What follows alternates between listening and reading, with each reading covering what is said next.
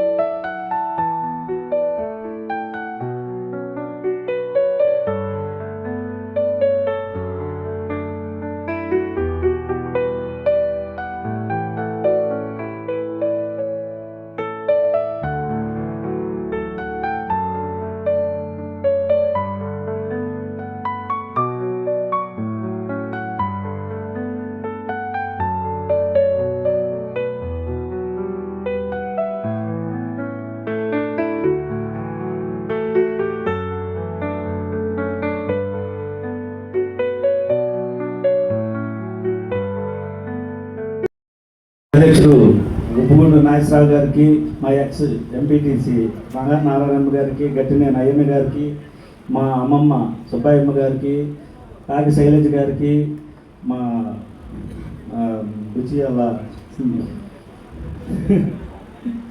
మా అక్క మా అక్కకి స్వర్ణ అక్కకి, అక్కడి నుంచి ఎంఈఓ గారికి, మా మందపల్లి శ్రీనివాసరావు గారికి, మా పార్టీ ప్రెసిడెంట్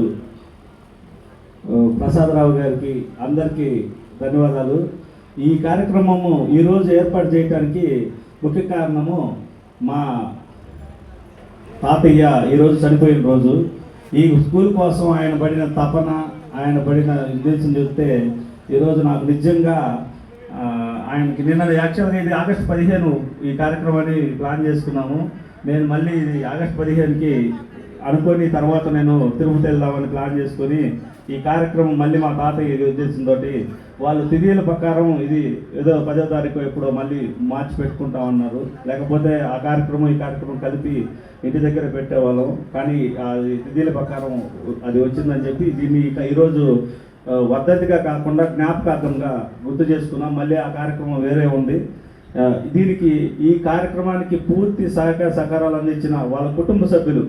ఇప్పుడు ఈ కార్యక్రమం నేను నా డబ్బులు పెట్టి చేయటము అదే గొప్ప విషయం కాదు, కానీ ఇది చేసేదానికి దానాల్లో ఎన్ని చేసిన వాళ్ళ కుటుంబ సభ్యులు నా పట్ల చూపించిన తర్వాత వాళ్ళ చూపించే చొరవను చూసి నేను నాకు బుచ్చి తాత తనంతరం నాకు కుటుంబంతో బంధాలు ఉండవని నేను యాక్చువల్గా నేను ఫస్ట్ చనిపోయిన రోజే చాలా బాధపడ్డాను.